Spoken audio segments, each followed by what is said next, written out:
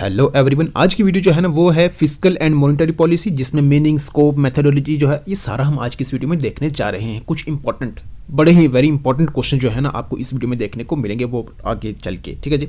सबसे पहले हमारा काम है फिस्कल पॉलिसी, मॉनेटरी पॉलिसी, इनको समझना, इनके मतलब, स्कोप और मेथोडोलॉजी, मतलब कौन कौन से इसके किन किन तरह से इसको मेजर करा जाता है। ठीक है। बाकी अब देखिए एग्जाम की बात करें तो जीकेएसएसबी फाइनेंस अकाउंट असिस्टेंट के सिलेबस में दे रखा है, ये बिल्कुल ऐसे ही, तो उसके लिए इंपॉर्टेंट है। लेकिन इसके साथ साथ उन सारे एग्जाम्स में जहां जहां पर जिस सिलेबस में ये फिस्कल एंड मॉनेटरी पॉलिसी दे रखा है ना, बिल्कुल आपने मिस नहीं करना इस वीडियो को फिर। ठीक है।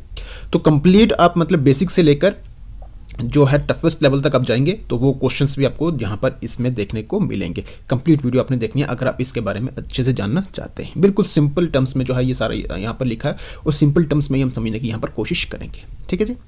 चलिए अब हम चलते हैं आगे और एक एक करके यहाँ पर सभी पॉइंट्स को देखते हैं। देखिए सबसे पहला है यहाँ पर, वैसे तो आप देखें फिस्कल पॉलिसी हम पढ़ेंगे अलग से क्या होता है, मॉनेटरी पॉलिसी पढ़ेंगे अलग से क्या है, लेकिन उससे पहले हम थोड़ा ऊपर देख लेते हैं कि फिस्कल एंड मॉनेटरी पॉलिसी है क्या। दोनों की अगर बात करें यहाँ पर क्या है, fiscal and monetary policy are two major tools used by a government and its central bank to control the economy. Fiscal and monetary policy क्या है, दो मेजर टूल्स हैं जो कि गवर्नमेंट और इसका सेंट्रल बैंक यूज करता है, किसके लिए, जो कंट्री की इकोनॉमी है ना उसको कंट्रोल करने के लिए। ठीक है जी। सबसे पहली बात ये।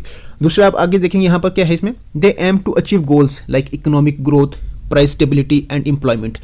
अब इसमें इनका एम क्या रहता है, इन गोल्स को अचीव करना। कौन से गोल्स को, जिसमें जैसे कि इकोनॉमिक ग्रोथ हो, प्राइस स्टेबिलिटी हो, एम्प्लॉयमेंट हो। देखिए इकोनॉमिक ग्रोथ का मतलब क्या हो गया, इकोनॉमिक ग्रोथ का मतलब ये हो गया कि जिसमें बिजनेस एक्टिविटीज़ हों, बढ़ रही हों, जिसमें प्रोडक्शन ज़्यादा हो रही हो, एम्प्लॉयमेंट जो है वो जनरेट हो रही हो, तो ये सारा इकोनॉमिक ग्रोथ कहलाएगा। और इकोनॉमिक ग्रोथ में आप देखेंगे यहाँ पर इसको जिस यूनिट में मेजर करा जाता है वो होता है इसमें क्या, जीडीपी।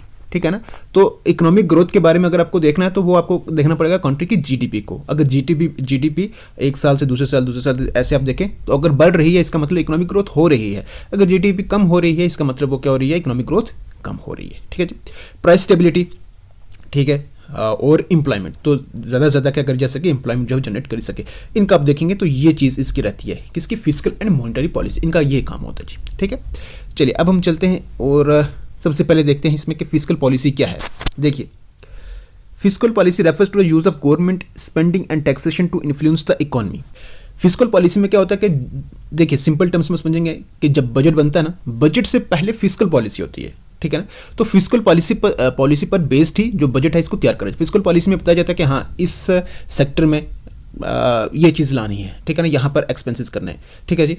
तो बजट क्या करता है, फिर बजट जो है उसमें क्या करा जाता है कि अमाउंट शो करी जाती है कि हाँ इतना करोड़ इसमें देना है। ठीक है ना, बजट में ही होता है। तो बजट जो है इस पर बेस्ड होता है, फिस्कल पॉलिसी पर होता है। ठीक है।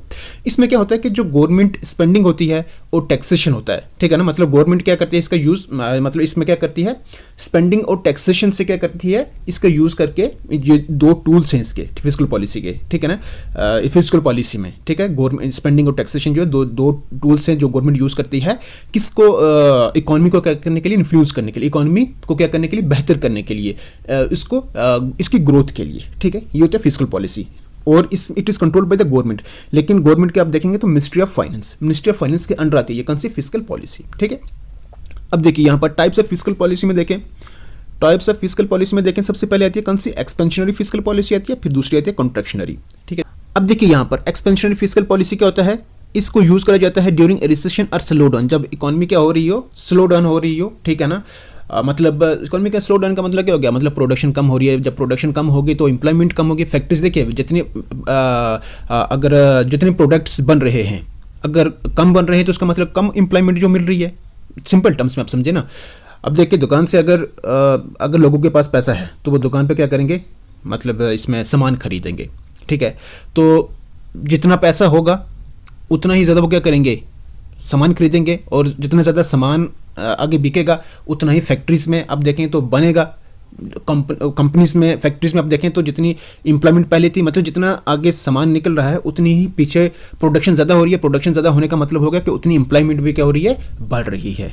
ठीक है ना। तो अब देखिए यहाँ पर हमारे पास यह है कि एक्सपेंशन फिस्कल पॉलिसी का कब यूज़ किया जाता है, जब इकोनॉमी स्लो डाउन हो रही हो, मतलब कम चल रहा हो ये सारा प्रोसेस, ठीक है ना, तो उस टाइम क्या करती है गवर्नमेंट, क्या करती है स्पेंडिंग क्या करती है इंक्रीज कर देती है, टैक्सेस क्या कर देती है कम कर देती है।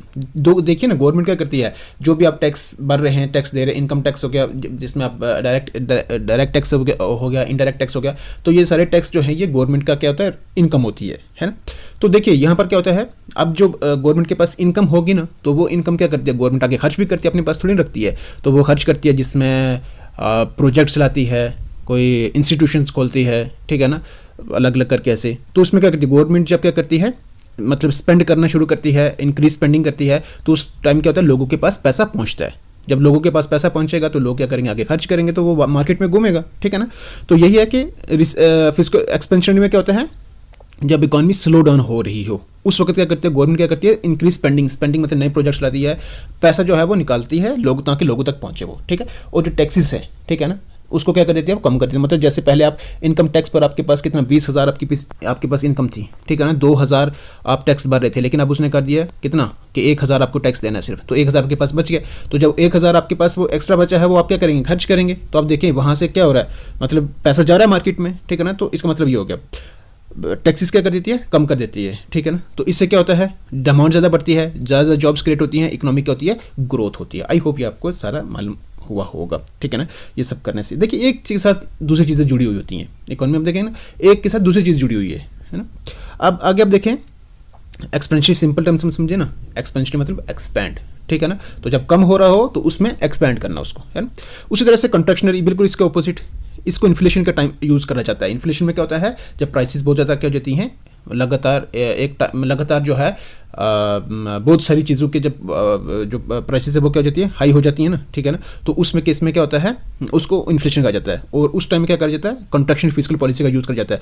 मतलब गवर्नमेंट क्या करती है स्पेंडिंग जो है वो कम कर देती है, ठीक है ना। नए प्रोजेक्ट चलाना या फिर किसी भी तरह से आप देखें तो गवर्नमेंट अपना पैसा जो है वो मतलब उसमें क्या कर देती है स्पेंड करना जो है कम कर देती है। और टैक्सेस जो है ना, जैसे आपने पहले देखा 20,000 था, 20,000 में से 2,000 टैक्स ले रही थी, फिर 1,000 उसने कर दिया, तो वो वहाँ पर क्या कर रहा था टैक्स डिक्रीज कर रहे थे। लेकिन यहाँ पर क्या करे 2,000 में आपने देखा तो यहाँ पर मान लिया इससे 2,500 कर दिया या 3,000 कर दिया, ठीक है ना। तो इससे क्या करते हैं टैक्स क्या होगा ज़्यादा होगा। जब टैक्स ज़्यादा होगा तो फिर पैसा भी क्या होगा मार्केट तक जो है वो कम पहुंचेगा, ठीक है ना। तो अब देखिए यहाँ पर कि ये इसी के साथ जुड़ी है, ठीक है। तो इससे क्या होता है डिमांड जो है वो डिक्रीज होगी, जब पैसा कम जाएगा तो हर एक के पास जो है वो मतलब कम होगा, तो डिमांड भी क्या होगी फिर कम होगी ना, और इन्फ्लेशन क्या हो जाएगी इससे कंट्रोल हो जाएगी। तो ये इसमें गवर्नमेंट की पॉलिसी रहती है इसमें मतलब एक एक्सपेंशनरी फिस्कल पॉलिसी और कॉन्ट्रैक्शनरी क्यों हो रहती है इकॉनमी को कंट्रोल करने के लिए, ठीक है ना ही ज़्यादा और ना ही कम, इकोनॉमिक ग्रोथ हो पर किस और हो भी क्या मतलब उसको कंट्रोल में रखना है इसमें, ठीक है। अब देखिए instruments tool of fiscal policy, कौन से इंस्ट्रूमेंट्स का यूज़ कर जाता है फिस्कल पॉलिसी में। देखिए टैक्सेशन है जिसमें डायरेक्ट टैक्स हो गया, इनडायरेक्ट टैक्स हो गया, तो ये इनकम है सोर्स जो गवर्नमेंट का है ना। उसके बाद पब्लिक एक्सपेंडिचर, अब देखिए जो उसके पास इनकम होगी, जो भी उसके पास पैसा होगा वो फिर आगे क्या करती है अपने पास तो नहीं रखेगी, वो क्या करेगी पब्लिक, वो आगे क्या करेगी उसमें स्पेंड करेंगी, ठीक है ना। तो स्पेंड कहाँ करती है इंफ्रास्ट्रक्चर पर, कोई ब्रिजेस हो गए, प्रोजेक्ट्स हो गए, टनल्स हो गए, दूसरा तीसरा कितनी भी चीज़ हो सकती है, डिफेंस के ऊपर, एजुकेशन के ऊपर। तो ये सारा फिर पब्लिक वहाँ पे क्या करती है वो इसमें खर्च करती है। फिर उसके बाद पब्लिक डेट जिसमें क्या होता है गवर्नमेंट बोरोइंग होती है, ठीक है ना। आगे अब देखें बजट क्या होता है annual financial statement of government, तो यही होती है ना जिसमें एक्सपेंडिचर और जो इनकम है शो होता है इसमें, है ना। तो ये किस पर बेस्ड होता है ये भी आपको ध्यान रखना, ये होता है फिस्कल पॉलिसी पर, ठीक है ना। तो ये सारी चीज़ें जो हैं ये किस में आती हैं फिस्कल पॉलिसी में आती हैं। अब देखिए यहाँ पर क्या है ऑब्जेक्टिव्स क्या है इसके फिस्कल पॉलिसी के, इकोनॉमिक ग्रोथ हो। फिस्कल पॉलिसी मतलब किसके लिए ये, इसका ऑब्जेक्टिव क्या है, काम क्या इसका इकोनॉमिक ग्रोथ के लिए, अनएम्प्लॉयमेंट जो है वो कम हो, इन्फ्लेशन क्या है कंट्रोल हो, इनइक्वलिटी जो है वो उसको कम करा जाए, और बैलेंस रीजनल डेवलपमेंट, जितने कंट्री में जितने भी मतलब रीजन्स है ना आपने अपनी जगह सब कह रहे हैं वो मतलब उनको बैलेंस में क्या करा जाए डेवलप करा जाए, ये ऑब्जेक्टिव रहता है इसका फिस्कल पॉलिसी का, ठीक है। अब देखिए यहाँ पर एग्जांपल है कि if the government increases spending on roads and reduces taxes. देखिए अगर क्या करती है गवर्नमेंट क्या है रोड्स के ऊपर अपना खर्चा जो है बढ़ा देती है, और टैक्सेस जो है मतलब लोगों से लोग जो टैक्स पे कर रहे हैं अगर वो कम कर देती है तो पीपल हैव मोर मनी, तो लोगों के पास ज़्यादा पैसा होगा ना। उससे क्या होगा जब ज़्यादा पैसा होगा लोग क्या करेंगे जाएंगे लेंगे, मार्केट में पैसा जाएगा, ठीक है ना। तो सामान ले मतलब उससे जुड़ा हुआ ये, ठीक है। तो डिमांड क्या होगी राइज होगी, तो इकोनॉमी क्या होती है ग्रो होती है।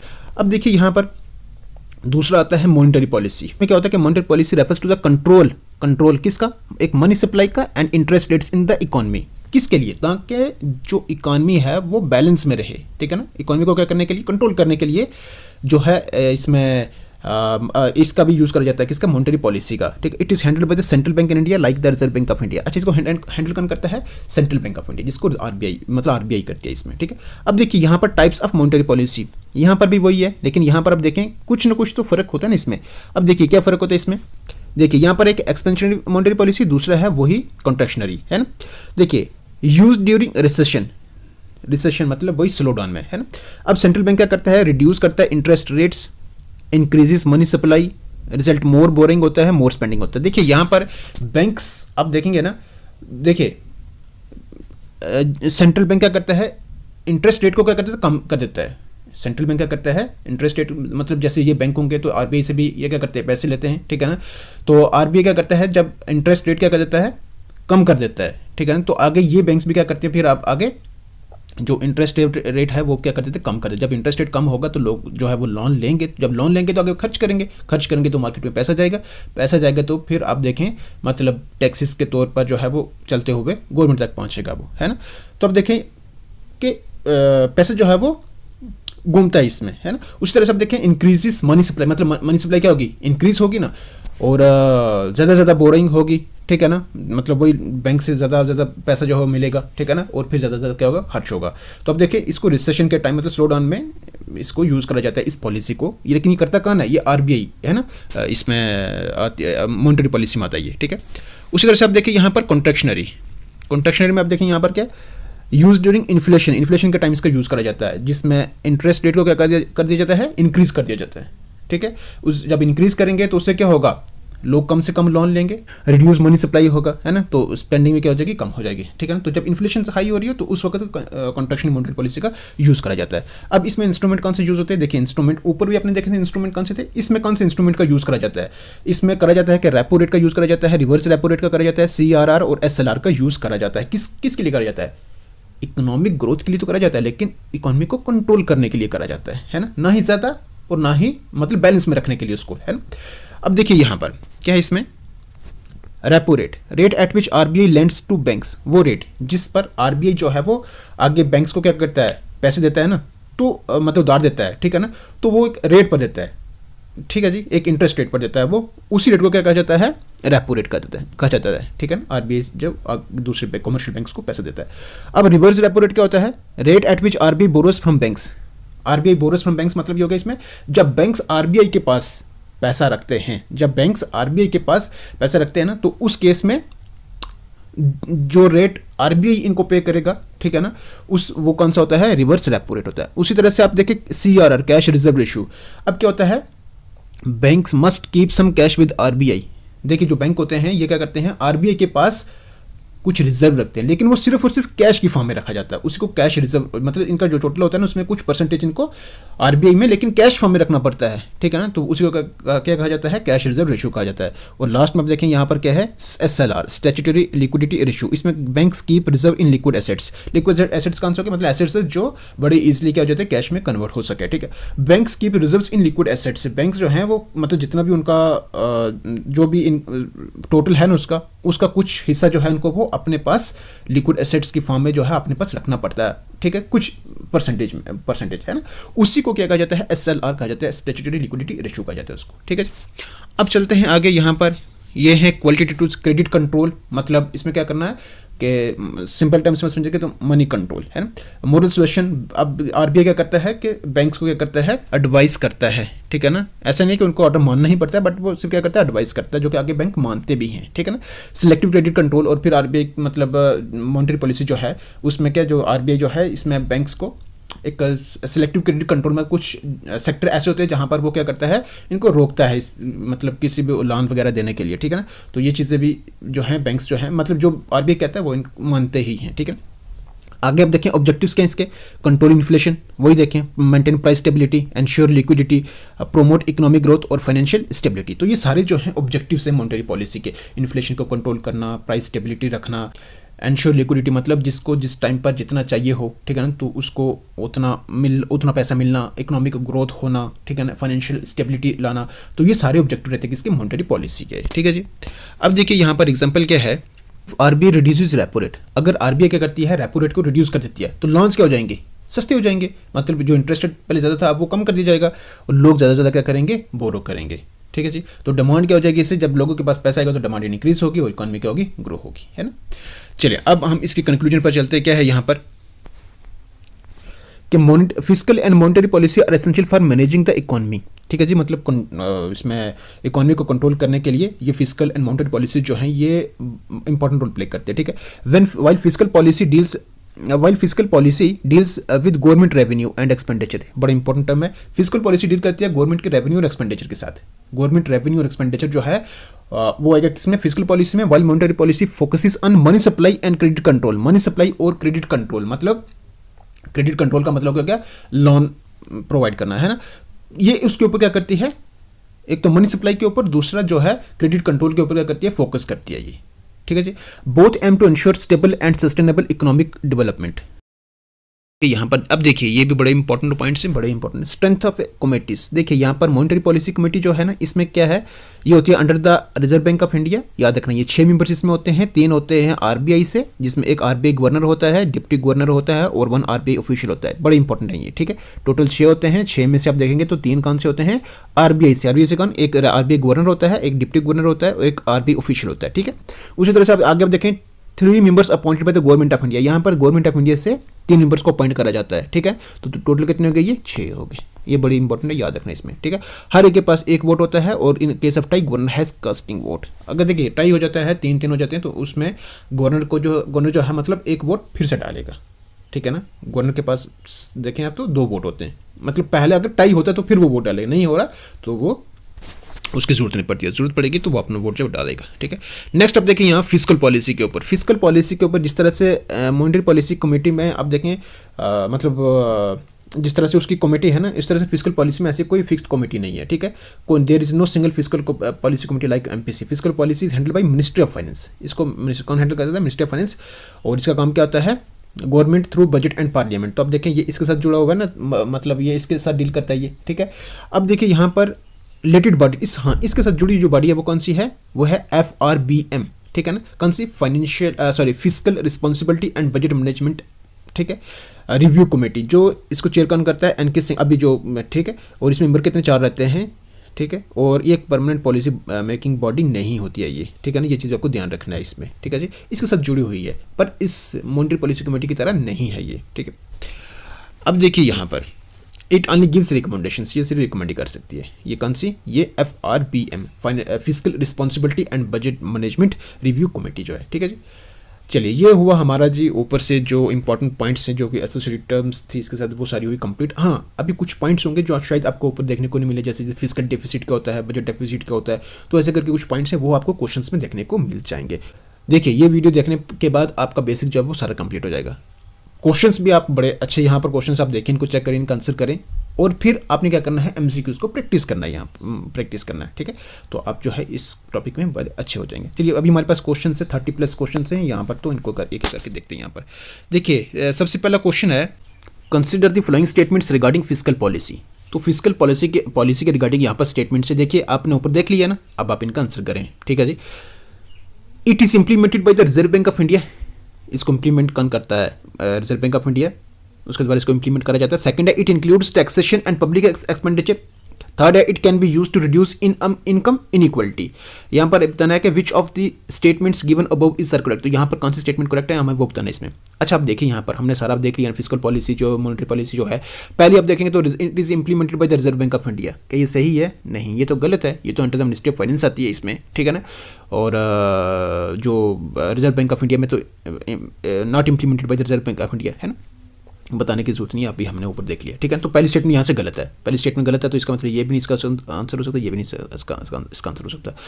अच्छा देखिए यहाँ पर दूसरा है टैक्सेशन एंड पब्लिक एक्सपेंडिचर, इसमें इंक्लूड होता है, उसके साथ डील करती है, ये फिस्कल पॉलिसी बिल्कुल सही है। ये थर्ड आप देखेंगे, it can be use to reduce income inequality को रिड्यूस करने के लिए इसका यूज़ करा जाता है। तो ये भी आप देखें यहाँ पर बिल्कुल सही है। सेकंड एंड थर्ड यहाँ पर इसका करेक्ट आंसर रहेगा। इनकम इनइक्वालिटी कैसे, देखिए जैसे सब्सिडीज दी जाती हैं, ठीक है ना, उसके साथ आप देखें यहाँ पर प्रोजेक्ट्स जो हैं वो लाए जाते हैं, के लिए स्कॉलरशिप जो है वो, ठीक है ना। तो किसके लिए लाए जाते हैं वो उनके लिए लाए जाते हैं, मतलब इनकम इनइक्वालिटी को क्या करने के लिए, रिड्यूस करने के लिए, ठीक है जी।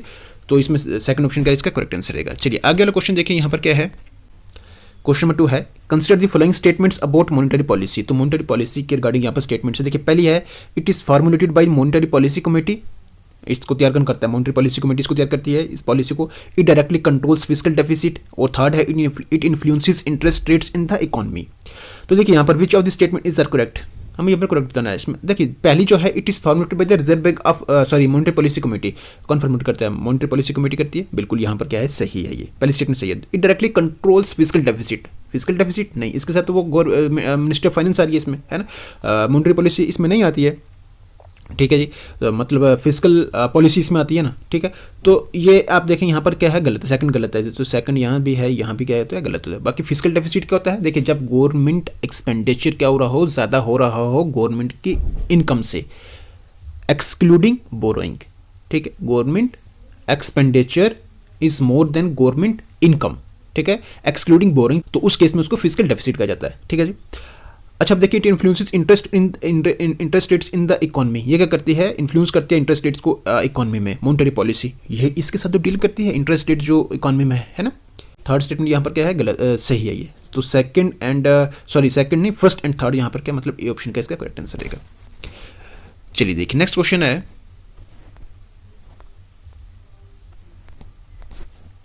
Consider with reference to expansionary policies, consider expansionary policies के रेफरेंस में यहाँ पर कंसिडर करना है कि expansionary fiscal policy increases government spending. जो एक्सपेंशनरी फिस्कल पॉलिसी है ना, इसमें क्या होता है, गवर्नमेंट स्पेंडिंग जो है करी जाती है, मतलब इसमें गवर्नमेंट स्पेंडिंग आती है इसमें एक्सपेंशनरी में, तो क्या ये सही है। चलिए expansion monetary policy increases interest rates, third जो है both policy aim to boost aggregate demand, aggregate मतलब टोटल डिमांड। पहले अगर आप देखेंगे तो देखिए यहाँ पर हमें क्या करना है, करेक्ट बताना है इसमें। पहले आप देखेंगे ना, फिस्कल पॉलिसी जो है, एक्सपेंशनरी फिस्कल पॉलिसी में क्या करा जाता है कि गवर्नमेंट अपनी स्पेंडिंग को इंक्रीज करिए, तो उसी को एक्सपेंशनरी फिस्कल पॉलिसी कहा जाता है ना, बिल्कुल यहाँ पर क्या सही है ये। सेकंड आप देखेंगे expansionary monetary policy increases interest, नहीं, एक्सपेंशनरी मॉनेटरी पॉलिसी में क्या होता है कि इंटरेस्ट रेट क्या करा है, कम करा जाता है, ताकि ज़्यादा से ज़्यादा जो है मतलब एक्सपेंड करा जा सके, है ना। तो एक्सपेंशनरी में क्या कहता है, इंटरेस्ट रेट कम करा जाता है, तो सेकंड स्टेटमेंट यहाँ पे गलत हो जाती है। थर्ड जो है both policies aim to boost aggregate demand, policy का यूज़ करा जाता है किसका, जो टोटल डिमांड है उसके बूस्ट के लिए, ठीक है ना, उसके इंक्रीज के लिए। तो आप देखेंगे थर्ड यहाँ पर क्या है, सही है ये, ठीक है ना। फर्स्ट एंड थर्ड आप देखेंगे यहाँ पर तो सेकंड गलत है ना, तो यही हमारे पास इसका आंसर रहेगा। चलिए देखिए नेक्स्ट क्वेश्चन है consider the following statements regarding repo rate. तो रेपो रेट के रिगार्डिंग यहाँ पर स्टेटमेंट से देखिए, पहली है it is the rate at which RBI lends money to commercial banks. बताएं रेपो रेट का हमने करा है ना, it is the rate at which RBI lends money to commercial banks, क्या है ये सही है। सेकंड है increase in repo rate reduces liquidity, third है it is A fiscal policy tool. हमें यहाँ पर बताना है कि कौन सी स्टेटमेंट यहाँ पर करेक्ट आ रही है। देखिए पहली स्टेटमेंट में आप देखें rate at which RBI lends money to commercial banks, बिल्कुल हमने ऊपर करा हुआ, ये बिल्कुल सही है। दूसरी आप देखें increase in repo rate reduces liquidity, अगर रेपो रेट क्या हो रहा है, इंक्रीज हो रहा है, रेपो रेट क्या हो रहा है, इंक्रीज हो रहा है, तो आगे आप देखें तो लिक्विडिटी क्या होगी, रिड्यूस होगी, बिल्कुल ये क्या है यहाँ पर सही है ये। रेपो रेट के इंक्रीज होने से इंटरेस्ट रेट जब मतलब देखेंगे जब ज़्यादा हो जाएगा तो लिक्विडिटी क्या हो जाएगी, कम हो जाएगी, जो मनी जो पहुँच रहा है आगे वो क्या हो जाएगा, कम हो जाएगा, ठीक है। और ये एक फिस्कल पॉलिसी टूल है। थर्ड आप देखेंगे तो फिस्कल पॉलिसी टूल थोड़ी ना रेपो रेट, ये किस में आता है, मॉनेटरी में आता है ना, तो थर्ड यहाँ पर गलत है, तो फर्स्ट एंड सेकंड क्या रहेगा, इसका करेक्ट आंसर रहेगा। चलिए देखिए नेक्स्ट है कंसिडर द फॉलोइंग स्टेटमेंट्स, क्या है, fiscal policy is generally first to implement then monetary policy, second है monetary policy decisions do not require legislative approval, third है fiscal policy deals with government revenue and expenditure. हमें यहाँ पर correct बताना है। पहले देखें फिस्कल पॉलिसी जनरली फर्स्ट होती है to implement then monetary policy. देखिए मॉनेटरी पॉलिसी जो है वो फर्स्ट होती है then fiscal policy. Fiscal policy में क्या होता है कि आप देखें यहाँ तो पार्लियामेंट्री अप्रूवल चाहिए, इसमें बजट मतलब बजट से जुड़ा हुआ है ना ये फिस्कल पॉलिसी जो है ना। तो अब देखिए यहाँ पर उसमें टाइम लगता है लेकिन मॉनेटरी पॉलिसी में नहीं। ठीक, मॉनेटरी पॉलिसी जो है मॉनेटरी पॉलिसी में जो ज़्यादा टाइम नहीं लगता है, ठीक है ना। तो फर्स्ट स्टेटमेंट यहाँ पर देखेंगे तो गलत है ये, ठीक है जी, पहली स्टेटमेंट यहाँ पर गलत है, तो पहली स्टेटमेंट गलत है, तो ये और ये यहाँ से खत्म हो जाना है। अब देखें monetary policy decisions does not require legislative, बिल्कुल लेजिस्लेटिव अप्रूवल इसमें थोड़ी चाहिए होती है, ठीक है, वो तो मॉनेटरी पॉलिसी कमेटी है वही उसके साथ डील कर रही है ना, ठीक है। तो अब देखें यहाँ पर सेकंड बिल्कुल करेक्ट है। ठीक है जी। तो सेकंड थर्ड अब देखें, fiscal policy deals with government revenue and expenditure, बिल्कुल ये इसके साथ डील करती है ना गवर्नमेंट रेवेन्यू एंड एक्सपेंडिचर के साथ। तो थर्ड यहाँ पर क्या है, सही है, सेकंड थर्ड इसका करेक्ट आंसर है, ए ऑप्शन। चलिए देखिए नेक्स्ट है, with reference to CRR and SLR, cash reserve ratio and statutory liquidity ratio, क्या है, both are tools of monetary policy. तो रेट्स जो है ना ये CRR SLR तो एक लिया ऊपर यार, ये बिल्कुल इसी के रेट्स हैं ये, ठीक है ना। लेकिन क्वेश्चन में लास्ट में आपने ये भी देखना है कि करेक्ट पूछा या इनकरेक्ट पूछा, ठीक है ना, ये चीज़ ध्यान रखनी होती है, ठीक है। तो both are tools of monetary policy, बिल्कुल ये दोनों टूल्स हैं मॉनेटरी पॉलिसी के। सेकंड है CRR is maintained with RBI। तो देखिए CRR कैश रिजर्व रेशियो, देखिए आपको पता है बैंक का कुछ हिस्सा जो कि RBI के पास रिजर्व रखा जाता है, लेकिन किस फॉर्म में, कैश फॉर्म में। तो बिल्कुल ये भी क्या है यहाँ पर, इज मेंटेन्ड विद RBI, बिल्कुल सही है।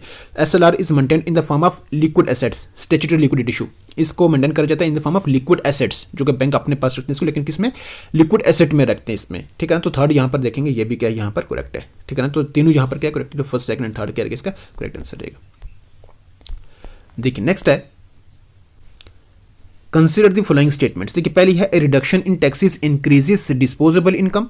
सेकंड है, इंक्रीज इन डिस्पोजेबल इनकम में इंक्रीज एग्रीगेट डिमांड। थर्ड है, these are features of contractional fiscal policy, और हमें यहाँ पर बताना कौन सी करेक्ट है। देखिए सबसे पहले ये क्वेश्चन आप तब करेंगे जब आपको डिस्पोजेबल इनकम के बारे में मालूम होगा। डिस्पोजेबल इनकम क्या होती है, देखिए एग्जाम्पल से समझते हैं। जैसे आपके पास कितनी है, 20,000 आपकी इनकम है, ठीक है जी। 20,000 में से आप 2,000 टैक्स दे रहे थे पहले से ही, 2,000 ऑलरेडी आपका टैक्स अब दे रहे थे। अब आपका क्या होगा कि गवर्नमेंट ने कहा कि अब आपको टैक्स क्या करना है, मतलब टैक्स कम कर दिया, 2,000 की जगह आप कितना दे रहे हैं अब, मतलब पहले 20,000 में से 2,000 टैक्स दे रहे थे, 18,000 आपके पास आ रहा था, है ना। लेकिन अब गवर्नमेंट ने क्या कहा है कि आपने क्या करना है, मतलब 1,000 का उसने छूट दे दी है कि आपको सिर्फ टैक्स 1,000 ही करना है, 1,000 ही करना है। तो अब आपके पास 18,000 नहीं, बल्कि अब आपके पास कितना पैसा होगा, 19,000 आपके पास बचेगा। पहले 18,000 बच रहा था जब 2,000 दे रहे थे, लेकिन जब आपने 1,000 उसने कम कर दिया, रिड्यूस कर दिया टैक्सेस को, तो अब आपके पास कितना सेविंग, मतलब कितना आपके पास पैसा बच रहा है, 19,000 बच रहा है। ये जो 19,000 है ना, यही डिस्पोजेबल इनकम होता है ये, ठीक है जी। 19,000 क्या है यहाँ पर, डिस्पोजेबल इनकम है। तो क्या होगा, जब reduction in taxes increase disposable income, बिल्कुल अगर टैक्सेस रिड्यूस हो रहे हैं तो उस केस में जो डिस्पोजेबल इनकम है वो क्या होती है, इंक्रीज होती है। पहली स्टेटमेंट यहाँ पर बिल्कुल सही है। सेकंड है, इंक्रीज इन डिस्पोजेबल इनकम में इंक्रीज एग्रीगेट डिमांड। तो अगर मतलब जो डिस्पोजेबल इनकम अगर इंक्रीज होती है तो उस केस में एग्रीगेट डिमांड जो है वो भी क्या होती है, इंक्रीज होती है। क्या ये सही है, बिल्कुल। अगर आपके पास 18,000 से, मतलब पहले 18,000 बच रहा था, अब अगर आपके पास 19,000 हो रहा है, तो वो आपके पास जो 1,000 बच रहा है वो आप क्या करेंगे, खर्च करेंगे ना, ठीक है ना। तो क्या होगा उससे, मतलब एक आप नहीं, यहाँ लाखों में दुनिया है ना, तो वो क्या करेगी, खर्च करेगी, तो उससे क्या होगा, डिमांड जो है वो इंक्रीज होगी। सेकंड स्टेटमेंट यहाँ पर क्या है, बिल्कुल सही है। These are features of contractionary fiscal policy, ये इसमें कॉन्ट्रैक्शनरी फिस्कल पॉलिसी के क्या है यहाँ पर फीचर है। तो कॉन्ट्रैक्शनरी में क्या होता है कि कम करा जाता है, मतलब डिमांड कम होती है, मार्केट में पैसा कम जाता है। लेकिन अब देखिए यहाँ पर जब पैसा आ रहा है तो पैसा आप आगे खर्च करें तो मार्केट में पैसा जा रहा है। कॉन्ट्रैक्शनरी ये नहीं आती है, ये एक्सपेंशनरी में आती है, ठीक है ना। तो थर्ड यहाँ पर क्या गलत है इसमें, तो फर्स्ट एंड सेकंड इसका क्या रहेगा, इसका आंसर रहेगा मतलब जो कि ए ऑप्शन इसका आंसर है। चलिए देखिए नेक्स्ट है, consider the following statements about open market operations. तो यहाँ पर इसके रिगार्डिंग स्टेटमेंट्स है, देखिए it involves buying and selling of government securities. Second है, it is used by the Reserve Bank of India to control liquidity. Third है, it is a tool of fiscal policy. देखिए open market operations जो है ना, इसमें क्या होता है कि गवर्नमेंट सिक्योरिटीज़ को क्या करा जाता है, बाई और सेल करा जाता है, ठीक है। सेकंड अब देखेंगे, it is use by the RBI to control liquidity को क्या करने के लिए, कंट्रोल करने के लिए, मतलब मनी सप्लाई जो हो रहा है उसको कंट्रोल करने के लिए इसका RBI जो है यूज़ करती है। थर्ड अब देखेंगे तो फिस्कल पॉलिसी का ये उसका टूल आ रहा है। सबसे पहले आप देखेंगे तो मतलब ये फिस्कल पॉलिसी का टूल नहीं आता, ये किसमें आता है, ये मॉनेटरी पॉलिसी में आता है, जिसमें RBI क्या करती है। देखिए गवर्नमेंट जब क्या करती है, जब अपनी सिक्योरिटीज़ जो हैं, जो बॉन्ड्स जो है वो आगे सेल करती है, किसको, बैंक्स को, जो बैंक्स हैं यहाँ पर, ठीक है ना, कमर्शियल बैंक्स, ठीक है। इन बैंक्स को क्या करती है, वो अपनी सिक्योरिटीज़ बेचती है, ठीक है। अब देखिए ये बैंक्स अब ये क्या करेंगे, उन सिक्योरिटीज़ को लेंगे, ठीक है, और गवर्नमेंट के पास क्या जाएगा, पैसा जाएगा, ठीक है। ये अपने पास क्या करेंगे, उन बॉन्ड्स या सिक्योरिटीज़ को अपने पास रखेंगे। ये RBI को क्या करते हैं, ये सिक्योरिटीज़ गवर्नमेंट सिक्योरिटी जो है वो सेल करते हैं। तो RBI इसके बदले क्या करती है, इनको मतलब बाइंग एंड सेलिंग जो है वो करी जाती है इस ओपन मार्केट ऑपरेशन में, ठीक है ना। और ये करती कौन है, RBI करती है, किसके लिए, लिक्विडिटी को क्या करने के लिए, कंट्रोल करने के लिए, ठीक है ना। तो इसमें जो आंसर रहेगा हमारे पास वो कौन सा रहेगा, फर्स्ट एंड सेकंड ही रहेगा, फर्स्ट एंड सेकंड ही इसका क्या रहेगा, करेक्ट आंसर रहेगा। नेक्स्ट आप देखिए यहाँ पर, consider the following, budget deficit and fiscal deficit are the same. Budget deficit और फिस्कल डेफिसिट क्या है, सेम है, क्या ये सही है? देखिए फिस्कल डेफिसिट क्या था, अभी हमने देखा था गवर्नमेंट एक्सपेंडिचर ज़्यादा है गवर्नमेंट इनकम से, और जिसमें बोरोइंग जो है ना वो इंक्लूड नहीं करी हुई है, ठीक है। और बजट डेफिसिट क्या होता है, सेम होता है लेकिन इसमें बोरिंग इंक्लूड होती है, ठीक है ना। और आज के टाइम में फिस्कल डेफिसिट का यूज़ करा जाता है किसके लिए, जो भी बोरिंग रिक्वायरमेंट होती है ना गवर्नमेंट की, वो इस फिस्कल डेफिसिट से मालूम होती है, ठीक है जी। तो पहली स्टेटमेंट यहाँ से क्या गलत है, लेकिन हमें बताना क्या यहाँ पर करेक्ट। दूसरा देखें, fiscal deficit reflects boring requirement of the government, ठीक है। Boring requirement of the government मतलब गवर्नमेंट को कितना और पैसा चाहिए, वो किससे मालूम होता है, वो होता है फिस्कल डेफिसिट से। जितना फिस्कल डेफिसिट होगा उतना ही गवर्नमेंट की क्या होती है, रिक्वायरमेंट होती है, मतलब गवर्नमेंट को इतना अब उधार चाहिए। अब वो गवर्नमेंट उधार कैसे लेती है, वो वही बॉन्ड्स सिक्योरिटीज़ वैसे सेल कर सकती है। उसके बाद आप देखें यहाँ पर कितनी स्कीम्स जो है वो गवर्नमेंट शुरू करती है। स्कीम्स में क्या होता है, लोग पैसे इन्वेस्ट करते हैं ना, पब्लिक करती है उसमें, है ना, तो वो किसके पास जाता है, गवर्नमेंट के पास पैसा जाता है। उसके बाद आप देखें यहाँ पर गवर्नमेंट जो है वो दूसरी कंट्री से लोन लेती है, इंटरनेशनल ऑर्गेनाइजेशन से, IMF से हो गया, वर्ल्ड बैंक से हो गया, उनसे क्या करती है, लोन लेती है। तो इस तरह से जो अपना बोरिंग जो रिक्वायरमेंट होती है गवर्नमेंट क्या करती है पूरा, मतलब इंटरनली भी हो सकता है विद इन कंट्री, यहाँ से भी जो गवर्नमेंट अपनी बोरिंग जो है वो जो इसकी रिक्वायरमेंट है वो पूरी करती है, और बाहर से भी जहाँ उसको जरूरत पड़े किसी बड़े प्रोजेक्ट के लिए तो उससे भी क्या करती है, ये लेती है ये, ठीक है। अब चाहिए कितना उसको, वो शो करता है फिस्कल डेफिसिट, वो शो करता है फिस्कल डेफिसिट। जैसे एक्सपेंडिचर मान लेते हैं 10 करोड़ है और इनकम कितना हुआ है 7 करोड़, ठीक है ना। तो यहाँ से 10 में 7 करें तो 3 करोड़ बचेगा। ये 3 करोड़ क्या है, ये फिस्कल डेफिसिट है, ठीक है ना। यही बताएगा कि इतना 3 करोड़ हमें चाहिए, मतलब बोरिंग रिक्वायरमेंट है ये, ठीक है जी। सेकंड स्टेटमेंट यहाँ पर देखेंगे तो सही। देखिए थर्ड है, हाई फिस्कल डेफिसिट में लीड टू इन्फ्लेशन। देखिए जितनी फिस्कल डेफिसिट ज़्यादा होगी उतना गवर्नमेंट क्या करेगी, बोरो करेगी और उतना ही पैसा बोरो करके अपने पास तो नहीं रखेगी, वो उतना ही पैसा कहाँ जाएगा, मार्केट में जाएगा, ठीक है जी। और जब मार्केट में जाएगा पैसा ज़्यादा आ जाएगा और उसके बाद क्या होगा, सप्लाई कम होगी तो प्राइसेस क्या होंगी, इंक्रीज होगी। तो इससे ये भी होता है हाई फिस्कल डेफिसिट में लीड टू इन्फ्लेशन, ठीक है ना। तो थर्ड यहाँ पर क्या है, बिल्कुल सही है। तो सेकंड एंड थर्ड मतलब हमारे पास क्या है, इसमें सही आ रहा है सेकंड एंड थर्ड, जो कि हमारे पास ए ऑप्शन इसका आंसर है। चलिए देखिए नेक्स्ट है, which of the following statements is are correct. पहली है, monetary policy affects credit availability in the economy.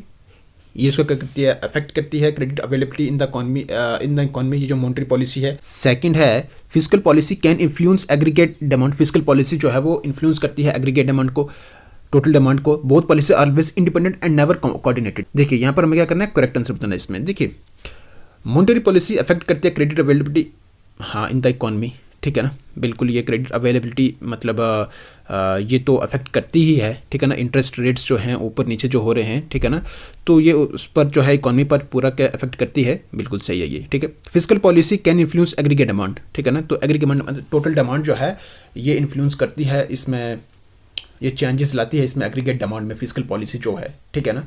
मतलब गवर्नमेंट की स्पेंडिंग पर ये सारा है वो ज़्यादा करेगी तो वो क्या होगा, डिमांड ज़्यादा बढ़ेगी, कम करेगी तो वो मतलब इस पर इन्फ्लुएंस हो रहा है। थर्ड अगर देखें, both policies are always independent and never coordinated. नहीं, ये चीज़ क्या है यहाँ पर गलत है, ऑलवेज इंडिपेंडेंट नहीं है और ये कोऑर्डिनेशन में क्या करती हैं, काम करती हैं, ठीक है ना। तो इसमें आप देखिए यहाँ पर थर्ड यहाँ पर क्या है, गलत आ रहा है, ठीक है ना। तो फर्स्ट एंड सेकंड का इसका करेक्ट आंसर रहेगा, ठीक है जी। चलिए अब हम चलते हैं आगे और कुछ वन लाइनर क्वेश्चन है, बड़ा इंपॉर्टेंट है ये भी, स्टेटमेंट बेस्ड। अभी हमारे पास अभी और क्वेश्चंस भी हैं। देखिए यहाँ पर क्या है, expansionary fiscal policy includes. Expansionary fiscal policy में क्या इंक्लूड होता है, इंक्रीज टैक्सेस होते हैं, रिड्यूस स्पेंडिंग होता है, इंक्रीज स्पेंडिंग या इंक्रीज इंटरेस्ट रेट। एक्सपेंशनरी मतलब एक्सपैंड मतलब देना है, टैक्स रेट्स कम होंगे तभी तो आगे स्पेंडिंग होगी। तो देखिए इंक्रीज टैक्सेस इंक्रीज कर जाती है इसमें, नहीं। इंक्रीज रिड्यूस स्पेंडिंग, नहीं, इंक्रीज स्पेंडिंग कर जाती है। इंटरेस्ट रेट क्या कर कम कर जाते हैं, रेट्स कम कर जाते हैं, और स्पेंडिंग क्या कर जाती है, इंक्रीज कर जाती है, ठीक है। सॉरी इंटरेस्ट रेट नहीं, इंटरेस्ट रेट तो उसमें आएगा इसमें, लेकिन टैक्सेस जो हैं, ठीक है ना, वो कम कर जाते हैं फिस्कल पॉलिसी में, टैक्सेस कम कर जाते हैं और स्पेंडिंग क्या कर जाती है, इंक्रीज कर जाती है ना। तो सी ऑप्शन इसका करेक्ट आंसर। नेक्स्ट है, when RBI increases repo rate it leads to. जब आरबीआई क्या करती है, रेपो रेट को क्या करती है, इंक्रीज करती है, तो मतलब लोन आगे फिर क्या होंगे, वो महंगे पड़ेंगे, ठीक है ना। तो उससे क्या होगा, ज़्यादा लोन होंगे, मतलब लोग ज़्यादा लोन लेंगे, लेस बोरिंग होगा, नो इफेक्ट, या फिर इंक्रीज एक्सपोर्ट। जब रेपो रेट इंक्रीज हो जाएगा तो लोग कम लोन की तरफ जाएंगे, मतलब बोरिंग जो है वो लेस होगी, है ना। नेक्स्ट आप देखें, CRR स्टैंड्स पर क्या है बताएं, इसमें cash reserve ratio. Cash reserve ratio जो कि हमारे पास कौन सा सी ऑप्शन है। चलिए देखिए नेक्स्ट है, budget is a tool of, budget किसका टूल है, ये मॉनेटरी पॉलिसी का है, फिजिकल का है, बैंकिंग का है, या फिर ट्रेड पॉलिसी का। बजट जो आता है ये बजट आता है किसमें, फिजिकल पॉलिसी, वही है इनकम एक्सपेंडिचर जो है ना, तो ये फिजिकल पॉलिसी में आता है ये। नेक्स्ट है, contractionary monetary policy is use to control unemployment, inflation, poverty या फिर एक्सपोर्ट्स। तो कॉन्ट्रैक्शनरी, एक्सपेंशनरी मॉनेटरी पॉलिसी और कॉन्ट्रैक्शनरी। तो कॉन्ट्रैक्शनरी में क्या होता है, इसमें क्या मतलब जो इन्फ्लेशन है ना उसको कंट्रोल करा जाता है इसमें, है ना। नेक्स्ट है, increase in government spending is an example of monetary policy, physical policy, trade policy, industrial. तो गवर्नमेंट स्पेंडिंग, देखिए गवर्नमेंट की बात हो रही है तो ये किस में आएगा, फिजिकल पॉलिसी में आएगा, है ये। Repo rate is decided by, कौन डिसाइड करता है इसको, government of India, parliament, reserve Bank of India या फिर वर्ल्ड बैंक। रेपो रेट कौन करता है इसको, Reserve Bank of India. Next है, which policy controls inflation directly, कौन सी पॉलिसी जो है वो इन्फ्लेशन को डायरेक्टली कंट्रोल करती है। फिजिकल पॉलिसी है, मॉनेटरी है, ट्रेड रेट है या फिर पॉपुलेशन। वो कौन सी है, मॉनेटरी पॉलिसी जो है वो डायरेक्टली कंट्रोल करती है इन्फ्लेशन को, अपने रेट्स को मतलब चेंज करके, है ना। नेक्स्ट है, physical policy is controlled by central bank, commercial banks, government या फिर IMF। Physical policy is controlled by, ये कौन करती है फिजिकल पॉलिसी, ये गवर्नमेंट तो है ना, under the ministry of finance, है ना। नेक्स्ट है, monetary policy in India is conducted by SEBI, finance commission, Reserve Bank of India या फिर नीति है। Monetary policy in India is conducted by Reserve Bank of India, C option. चलिए one line हमारे पास हुए खत्म। अब बड़े इंपॉर्टेंट क्वेश्चन हैं और भी, चलिए देखिए इनको। क्या है यहाँ पर, एक second, consider the following statements about the monetary policy committee. तो मॉनेटरी पॉलिसी कमेटी के रिगार्डिंग यहाँ पर क्या है स्टेटमेंट्स। देखिए सबसे पहली स्टेटमेंट क्या है यहाँ पर, it has equal representation from the government and the Reserve Bank of India. Equal representation रहती है इसमें गवर्नमेंट की तरफ से भी और रिजर्व बैंक ऑफ इंडिया की तरफ से। क्या ये स्टेटमेंट यहाँ पर सही है, हमें बताना भी यहाँ पर क्या है, करेक्ट स्टेटमेंट बतानी है यहाँ पर, ठीक है। तो देखिए यहाँ पर आपको पता है 6 होती हैं पूरी, 3 यहाँ और 3 यहाँ से होती हैं और 3 यहाँ से, यहाँ मतलब 3 RBI से होती हैं और 3 कहाँ से, गवर्नमेंट ऑफ इंडिया से होती है। तो इक्वल होती है, इक्वल रिप्रेजेंटेशन होती है, बिल्कुल स्टेटमेंट फर्स्ट क्या ट्रू है। Next, all members have equal voting rights. बिल्कुल सबके पास मतलब जितने मेंबर्स हैं उनका सारा वोटिंग राइट्स है वो इक्वल होता है, हर का एक एक वोट होता है ना। नेक्स्ट आप देखिए यहाँ पर, the governor of RBI does not have any special voting power. जो गवर्नर है RBI का उसके पास कोई भी स्पेशल वोटिंग पावर नहीं होती है, जो कि यहाँ पर क्या है गलत है, क्योंकि स्पेशल वोटिंग पावर उसके पास होती है। अगर इनके सब टाई वो क्या करेगा, अपना वोट क्या है वो कास्ट करेगा, है ना। नेक्स्ट आप देखिए थर्ड यहाँ पर क्या है इनकरेक्ट है, ठीक है जी। फोर्थ है, the decisions of monetary policy committee are binding on RBI। बिल्कुल क्या है सही है, मॉनेटरी पॉलिसी कमेटी जो मतलब जो भी उसके डिसीजंस होते हैं वो RBI उसको क्या करती है, मानती है। तो यहाँ पर फर्स्ट सेकंड एंड फोर्थ हमारे पास कौन सा, ए ऑप्शन। ए ऑप्शन क्या इसका करेक्ट आंसर है, ठीक है जी। चलिए देखिए नेक्स्ट है, कंसिडर द फॉलोइंग स्टेटमेंट्स। पहली है, India has constitutionally mandated physical policy committee similar to MPC। अभी हमने देखा था कि सिमिलर टू MPC दूसरी कोई कमेटी नहीं है, ठीक है। तो पहली स्टेटमेंट यहाँ से क्या गलत है और हमें बताना भी यहाँ पर क्या करेक्ट स्टेटमेंट बतानी है। दूसरी आप देखें यहाँ पर पहली गलत है तो इसका मतलब ये भी इसका आंसर नहीं, ये भी इसका आंसर नहीं है ना। सेकंड है, physical policy decisions require legislative approval. Physical policy decisions require legislative approval चाहिए होता है इसमें फिजिकल पॉलिसी में, है ना।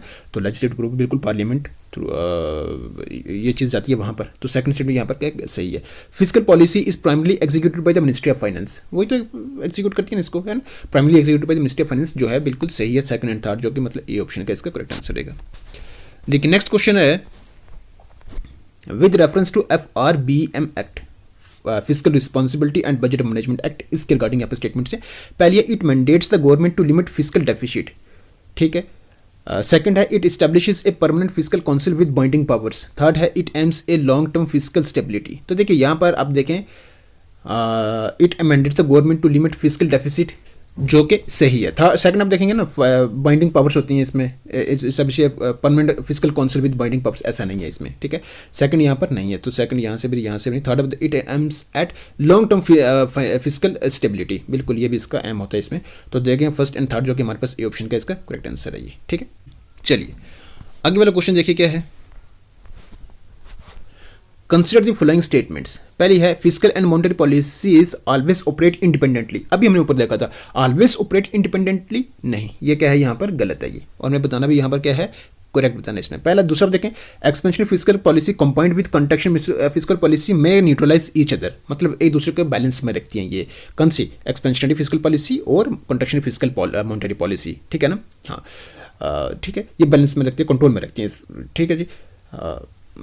ये स्टेटमेंट यहाँ पर बिल्कुल सही है। Third, coordination between both policies is necessary for macro economic stability, दोनों का कोऑर्डिनेशन जो है वो इंपॉर्टेंट रहता है मैक्रो इकोनॉमिक की स्टेबिलिटी में, ठीक है, बोथ पॉलिसीज का, ठीक है इसमें। तो देखिए यहाँ पर भी क्या है, सही है। थर्ड, सेकंड एंड थर्ड जो है यहाँ पर क्या है, सही है। ए ऑप्शन का इसका करेक्ट आंसर है। चलिए देखिए नेक्स्ट क्वेश्चन है, क्या है, कंसिडर द फॉलोइंग स्टेटमेंट्स। पहली है, repo rate is decided by exclusively by the governor of RBI. Repo rate जो है वो एक्सक्लूसिवली सिर्फ और सिर्फ इसका मतलब आरबीआई गवर्नर जो है इसको क्या करता है, डिसाइड करता है, जो कि गलत है। वो मॉनेटरी पॉलिसी कमेटी है ना, उसमें वो डिसाइड करती है। देखिए मतलब मेजोरिटी में जो वोट होते हैं, ठीक है। नेक्स्ट है, MPC decisions are based on majority voting. जो मॉनेटरी पॉलिसी कमेटी डिसीजंस है वो मेजोरिटी वोटिंग पर बेस्ड होते हैं। बिल्कुल ये स्टेटमेंट यहाँ सही है। थर्ड, अगर आप देखेंगे, repo rate is an instrument of fiscal policy. Repo rate fiscal policy का ये इंस्ट्रूमेंट आता है उसमें नहीं, ये तो किसमें, मॉनेटरी पॉलिसी में आता है। तो इसमें आप देखेंगे सेकंड और सेकंड मतलब ए ऑप्शन का इसका आंसर रहेगा। सिर्फ सेकंड स्टेटमेंट यहाँ पर क्या सही है। नेक्स्ट आप देखें यहाँ पर, consider the following statements regarding monetary policy committee. देखिए यहाँ पर क्या है, the number of government appointed members is greater than RBI members. Monetary policy committee में ऐसा बता रखा है, पहली स्टेटमेंट ये कि जो number of government appointed members है ना वो ग्रेटर होते, ज़्यादा होते हैं किससे, आरबीआई मेंबर से। नहीं, वो तो हमने शुरू में देखा। देखिए पहले आप देख लें कि यहाँ पर हमें करेक्ट बताना है इसमें, ठीक है। तो देखिए शुरू में हमने देखा कि 6 होते हैं, 3 आरबीआई के होते हैं, 3 गवर्नमेंट ऑफ इंडिया के होते हैं, तो इक्वल होते हैं, ज़्यादा तो कोई किसी के नहीं होते, ठीक है। तो पहली स्टेटमेंट यहाँ से क्या हो रही है, गलत हो रही है। तो ये भी इसका आंसर नहीं हो सकता, ये भी नहीं हो सकता, ये भी नहीं हो सकता, और ए ऑप्शन का इसका करेक्ट आंसर रहेगा। मतलब tenure of external members is fix. जो एक्सटर्नल मेंबर होते हैं मतलब गवर्नमेंट ऑफ जो होते हैं, 3 तो आरबीआई के हो गए ना, 3 जो हो गए एक्सटर्नल हो गए, कौन से, ये गवर्नमेंट से हो गए, है ना। इनका जो टाइम पीरियड होता है वो फिक्स होता है, कितना, 4 साल का रहता है ये, ठीक है ना, जो गवर्नमेंट की तरफ से होते हैं, ठीक है। थर्ड आप देख लें, एमपीसी एंश्योर्स इन्फ्लेशन टारगेटिंग, ठीक है। तो ये भी क्या यहाँ पर करेक्ट है। तो second and third A option का आंसर। चलिए देखिए नेक्स्ट है, कंसिडर द फॉलोइंग। पहली स्टेटमेंट है, fiscal deficit reflects total boring requirement of the government. Total boring requirement of the government जो है ना वो रिफ्लेक्ट करती है, वो शो करती है कौन, फिस्कल डेफिसिट। क्या ये स्टेटमेंट सही है? बिल्कुल सही है। हमें बताना भी यहाँ पर करेक्ट ही है, करेक्ट स्टेटमेंट बतानी है इसमें। पहली स्टेटमेंट सही है यहाँ पर, ठीक है। तो यहाँ से ये तो यहाँ से गलत हो जाता है। Second, reducing fiscal deficit is always expansionary in nature. अगर फिस्कल डेफिसिट क्या हो रहा है, कम हो, मतलब फिस्कल रिड्यूसिंग फिस्कल डेफिसिट जो है वो हमेशा क्या होता है, एक्सपेंशनरी होता है, नेचर इन नेचर कहते हैं एक्सपेंशनरी होता है। मतलब फिस्कल डेफिसिट जो पहले, देखिए पहले अगर क्या था, फिस्कल डेफिसिट कितना, 5 करोड़ था, ठीक है ना, अब रिड्यूस होकर वो कितना हो गया, 3 करोड़ हो गया, ठीक है। तो एक्सपेंशनरी होता है ये? नहीं नहीं नहीं नहीं नहीं, ऐसा नहीं होता ये, क्योंकि पहले 5 करोड़ मार्केट में जा रहा था, आगे लोगों तक पहुंच रहा था, अब जो है वो 3 करोड़ है। तो क्या हो रहा है, एक्सपेंशनरी थोड़ा ना, एक्सपेंशनरी मतलब लोगों तक पहुंचना, ज़्यादा पैसा पहुंच रहा है वो, है ना, ज़्यादा इन्वेस्टमेंट हो रही है, ज़्यादा प्रोजेक्ट लाए जा रहे हैं, तो एक्सपेंशनरी थोड़ा ना होगा वो। तो सेकंड स्टेटमेंट यहाँ से क्या होती है, गलत हो रही है। 5 करोड़ 3 करोड़ में फर्क होता है ना, 3 करोड़ कम हो गया वो, है ना। सेकंड स्टेटमेंट यहाँ से नहीं है इसमें, ठीक है। तो अब देखें यहाँ पर फर्स्ट तो यहाँ पर सही है ना, फर्स्ट सही है, लेकिन इसमें अब देखें ये भी इसका आंसर नहीं हो सकता और ये भी इसका आंसर नहीं हो सकता, ठीक है ना, ठीक है जी। तो देखिए यहाँ पर थर्ड आप देखें, हाई फिस्कल डेफिसिट में क्रोड आउट प्राइवेट इन्वेस्टमेंट। तो देखिए प्राइवेट इन्वेस्टमेंट जो इसमें क्या हो जाती है, कम। अगर हाई फिस्कल डेफिसिट हो रही है उसमें क्या हो रही है, प्राइवेट इन्वेस्टमेंट जो है वो कम हो रही है। तो देखिए जब फिस्कल डेफिसिट हाई हो ना, तो उस केस में होता क्या है कि जो गवर्नमेंट रिक्वायरमेंट है वो ज़्यादा होती है। जब गवर्नमेंट रिक्वायरमेंट ज़्यादा होती है तो गवर्नमेंट क्या करती है, उधार लेती है। बोरिंग रिक्वायरमेंट है तो मतलब वो जो भी इंस्टीट्यूशंस हैं, जो भी बैंक्स हैं, ठीक है ना, जो भी आगे पब्लिक तक दूसरे जैसे बैंक्स को लोन वगैरह प्रोवाइड करते हैं, तो ये सारा जब गवर्नमेंट क्या करेगी, जब उसकी रिक्वायरमेंट ज़्यादा होगी तो वो क्या करेगी, सिंपल से आप समझे कि बैंक्स के पास पैसा कम रह जाएगा। जब बैंक्स के पास पैसा कम होगा तो जो इन्वेस्टर हैं, देखिए इन्वेस्टमेंट को करता है तो वो कितना मतलब बैंक्स पर वो डिपेंड करते हैं ना, ठीक है ना। जब बैंक में पैसा ही नहीं होगा तो इन्वेस्टर के पास पैसा कहाँ से जाएगा, जब उनके पास पैसा ही नहीं जाएगा तो वो इन्वेस्टमेंट कहाँ से करेंगे, तो मतलब वो क्या हो जाएंगे, बहुत कम हो जाएंगे ना, मतलब इन्वेस्टमेंट बहुत कम हो जाएगी। तो ये चीज़ भी यहाँ पर क्या है, थर्ड यहाँ पर सही है ये, ठीक है। तो थर्ड यहाँ पर सही है, इसका मतलब फर्स्ट भी सही है, थर्ड भी सही है, तो इसका ए ऑप्शन का इसका करेक्ट आंसर है जी, ठीक है। देखिए नेक्स्ट है, कंसिडर द फॉलोइंग स्टेटमेंट्स। पहली है कि monetary policy transmission depends on banking efficiency. Second है, fiscal policy has immediate effect compare to monetary policy. Third है, monetary policy is more flexible than fiscal policy. देखिए यहाँ पर हमें करेक्ट जो है ना वो बताना है इसमें। सबसे पहले आप देखिए मॉनेटरी पॉलिसी ट्रांसमिशन जो है ये डिपेंड करती है बैंकिंग एफिशिएंसी पर। तो बिल्कुल जैसे बैंक जितना एफिशिएंटली काम करेगा, ठीक है ना, तो इसका मतलब ये होगा कि जो मॉनेटरी पॉलिसी ट्रांसमिशन जो है वो बेहतर है, ठीक है ना, मतलब वो अच्छे से हो रही है। अब देखिए एग्जाम्पल से समझते हैं, देखिए जैसा आरबीआई ने क्या करा इसमें, आरबीआई ने रेपो रेट जो है वो क्या कर दिया, कम कर दिया। रेपो रेट मतलब वो रेट जिस पर आरबीआई क्या करता है, लोन देता है आगे बैंक्स को। अगर उसने कम किया तो आगे बैंक भी क्या करेंगे, वो उसकी बात को मानेंगे, ठीक है ना। अगर उसने कम करा तो ये भी आगे क्या करेंगे, जो लॉन्स हैं वो क्या करेंगे, इसका रेट जो है वो कम कर देंगे और लोगों तक ज़्यादा पैसा पहुंचेगा। मतलब जब लोगों तक पहुंचेगा तो इन्वेस्टमेंट होगी, बिजनेस एक्टिविटी क्या करेंगे, क्या होंगी, बढ़ेंगी, ठीक है। तो इसका मतलब ये हो गया कि बैंक्स जो हैं वो क्या कर रहे हैं, एफिशिएंटली काम कर रहे हैं। मतलब अब ऐसा नहीं है कि मान लिया अगर 6.5% था इसमें रेपो रेट, अब आरबीआई ने क्या कर दिया, इसको 6% कर दिया, ठीक है ना, तो कम कर दिया उसमें। तो ऐसा नहीं है कि मतलब एक प्रोसेस होता है। अब बैंक भी डायरेक्टली थोड़ी ना कर, मतलब सभी की अगर बात करें तो डायरेक्टली सारे नहीं कर सकते, ठीक है ना। तो जो नहीं कर सकते तो इसका मतलब वो एफिशिएंटली काम नहीं कर रहे वो, ठीक है ना, क्योंकि एक प्रोसेस जो इसमें कम करने के लिए भी, इसमें डायरेक्टली नहीं कि आरबीआई ने कहा तो डायरेक्टली ये भी उतना ही कम कर देंगे, ठीक है ना, एक प्रोसेस होता है, ठीक है ना। तो अगर बैंक्स आरबीआई के रेट्स पर अगर उसने कम या ज़्यादा करा है, उसके हिसाब से ये भी अगर बिल्कुल उसको फॉलो कर रहे हैं, इसका मतलब ये एफिशिएंटली काम कर रहे हैं। और आरबीआई की जो चीज़ ऊपर से नीचे तक पहुंच रही है ना, मतलब उसने रेट क्या करा, कम करा, वो आगे आते आते लोगों तक इकोनॉमिक एक्टिविटी पहुंचा, इकोनॉमिक एक्टिविटी हो रही है, तो वो मॉनेटरी पॉलिसी ट्रांसमिशन कहलाएगा, ठीक है ना। तो वो सारा डिपेंड करता है किस पर, बैंकिंग एफिशिएंसी पर करता है, बिल्कुल है, ये बात सही है, ठीक। दूसरा आप देखेंगे तो immediate physical policy has immediate effect compare to monetary policy. तो देखिए फिजिकल पॉलिसी इमीडिएट इफेक्ट रहता है नहीं, ये तो आप देखेंगे तो बजट के हिसाब से चलता है, जैसे बजट आएगा साल में। लेकिन मॉनेटरी पॉलिसी जो है ये क्या होता है, जब जरूरत होती है तो ये उस टाइम इसको क्या करा जाता है, मतलब इसका इफेक्ट वैसे रहता है, ठीक है। तो इमीडिएट इफेक्ट जो है ये मॉनेटरी पॉलिसी का रहता है इसमें फिजिकल पॉलिसी के कंपेरिजन में। सेकंड स्टेटमेंट यहाँ पर क्या है, गलत है। थर्ड देखेंगे monetary policy is more flexible than physical policy, ठीक। मतलब इसमें आप देखेंगे ना, रेट्स वगैरह जो आप देखेंगे तो उनको चेंज करा जा सकता है और इम्प्लीमेंट भी फास्टर करा जा सकता है, ठीक है ना, देन फिजिकल पॉलिसी, क्योंकि वो बजट के साथ है, ठीक है। तो अब देखें यहाँ पर ये स्टेटमेंट क्या है, यहाँ पर सही है। तो फर्स्ट एंड थर्ड आपके पास सही है, तो इसका मतलब आपके पास आंसर रहेगा जो वो कौन सा है, ए ऑप्शन। कौन सा ऑप्शन, ए ऑप्शन, ठीक है जी। चलिए आगे वाला क्वेश्चन भी देख लें आप, क्या है ये, consider the following, inflation targeting in India is jointly decided by government and the Reserve Bank of India. Second, a monetary policy committee is responsible for achieving inflation target. Third, a fiscal policy plays no role in inflation control. हमें यहाँ पर जो correct है वो बताना है इसमें। तो देखिए यहाँ पर पहली क्या है कि inflation targeting India is jointly decided by government and reserve Bank of India, बिल्कुल ये ऐसा ही होता है, ठीक है, फर्स्ट स्टेटमेंट सही है। दूसरे ये रिस्पॉन्सिबल रहती है अचीविंग इन्फ्लेशन टारगेट, जो इन्फ्लेशन टारगेट होता है उसी के पास जो है इसके लिए मतलब उतना ही इन्फ्लेशन जो है वो रखनी है, ठीक है ना। तो ये मॉनेटरी पॉलिसी जो कमेटी है इसके लिए रिस्पॉन्सिबल रहती है, ये बिल्कुल यही भी क्या है यहाँ पर सही है। Physical policy plays no role inflation control, नहीं, फिजिकल पॉलिसी का नो रोल नहीं, बल्कि कुछ रोल तो होता है इसका इन्फ्लेशन का कंट्रोल में, ठीक है ना। तो यहाँ पर आप देखिए थर्ड जो है यहाँ पर क्या है, गलत है। तो first and second A option का इसका करेक्ट आंसर रहेगा जी, ठीक है।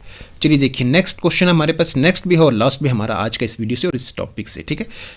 देखिए क्वेश्चन है, कंसिडर द फॉलोइंग। पहले है कि monetary policy alone can ensure economic growth. Second है physical policy alone can control inflation completely. Third है both policies are complementary in nature. तो यहाँ पर करेक्ट क्या हमें वो बताना है इसमें। तो देखिए पहली स्टेटमेंट देखेंगे तो इसमें ये बता रहा है कि मॉनेटरी पॉलिसी जो है ना वो खुद एक मतलब अकेले जो क्या कर सकती है, शेयर कर सकती है कि इकोनॉमी क्या करेगी, ग्रो करेगी, ठीक है ना। दूसरा आप देखेंगे तो physical policy alone can control inflation completely जो है ये कंट्रोल कर सकती है इन्फ्लेशन अकेले खुद का फिजिकल पॉलिसी, ठीक है, दूसरी स्टेटमेंट है। थर्ड आप देखेंगे तो कंप्लीमेंट्री नेचर, मतलब ये मिलकर क्या करती हैं, काम कर, दोनों इन नेचर आप देखेंगे तो दोनों जो है मिलकर क्या करती है, काम करती हैं, ठीक है। अब देखिए यहाँ पर पहली स्टेटमेंट जो है गलत है, दूसरी भी क्या है यहाँ पर गलत है, तो थर्ड यहाँ पर क्या है इसमें करेक्ट है, ठीक है जी। तो ए ऑप्शन का इसका करेक्ट आंसर है। चलिए इस क्वेश्चन के साथ अपनी वीडियो भी होती है कंप्लीट। सो आई होप जितने भी क्वेश्चन हमने यहाँ पर देख के डिस्कस करें, उम्मीद करते हैं आपको जरूर बेहतर लगे होंगे और वीडियो आपको जरूर पसंद आई होगी। अगर सच में पसंद आई है तो वीडियो को कर दे लाइक, चैनल पर नए हैं तो कर दे सब्सक्राइब, बेल आइकन को प्रेस करना बिल्कुल भी ना भूलें। वैसे बेल आइकन को छोड़े रहने दो आप उसका कोई मतलब नहीं है, ठीक है। बाकी अगर आपको ये वीडियो अच्छी लगे तो ज़रूर आप उन तक भी ये ज़रूर शेयर कर दें जिनको इसकी ज़रूरत है, ठीक है जी। बाकी चलिए अब आपसे मिलेंगे नेक्स्ट वीडियो में नेक्स्ट टॉपिक के साथ। और फिलहाल चलिए अब अपनी इस वीडियो को यहाँ पर करते हैं स्टॉप, रखिएगा अपना ख्याल, टेक केयर, गुड बाय।